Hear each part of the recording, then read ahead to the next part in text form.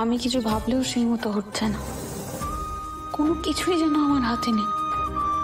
এই জড়িয়ে যাওয়া এমনই যে আমি চাইলেও দূরে যেতে পারছি না। Welcome back Aparna. Thank you. সবাই খুব দুঃখ পেয়েছিল তুমি রিজাইন করা, তবে আমি বলেছিলাম অপর্ণা এমনভাবে এই কোম্পানির সঙ্গে জড়িয়ে গেছে খুব বেশি দিন দূরে থাকতে পারবে না, তবে এত তাড়াতাড়ি ফিরে আসবে এটা ভাবিনি।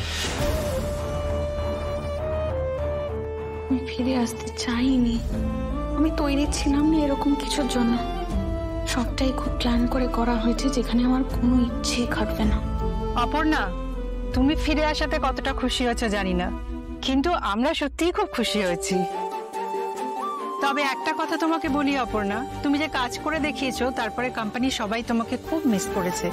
কখনো কখনো একজনের জন্য অনেক কিছু ডিফার করে, আর এখানে তুমি হলে সেই একজন। এক্সকিউজ মি অপর্ণা, দেখুন আমার কোম্পানি, আমাদের কোম্পানি আমার কাছে একটা ফ্যামিলির মতো, আমি তো সেটাই মনে করি। আজ সেই ফ্যামিলি আরো অনেক বড় হলো।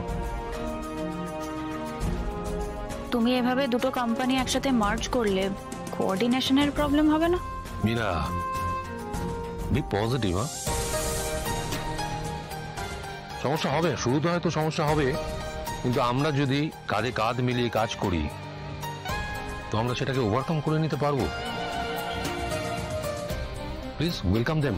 ওকে, আমাদের কোম্পানির প্রত্যেকের পক্ষ থেকে আপনাদের সবাইকে ওয়েলকাম জানাচ্ছি। Please come come come come, welcome welcome, কাম।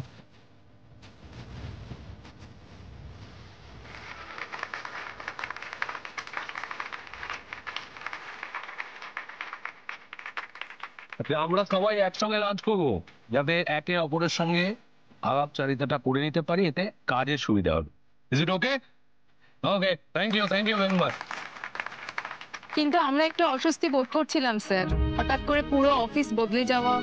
কিন্তু আজকে মনে হচ্ছে না যে প্রথম দিন আপনার অফিসে এলাম। আমার নয়, আমাদের। এই অফিসটা আমাদের সকলে।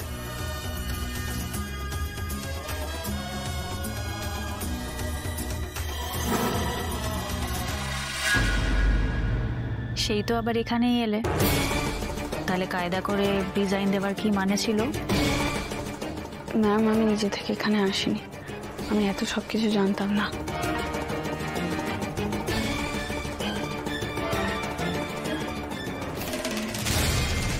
All the best.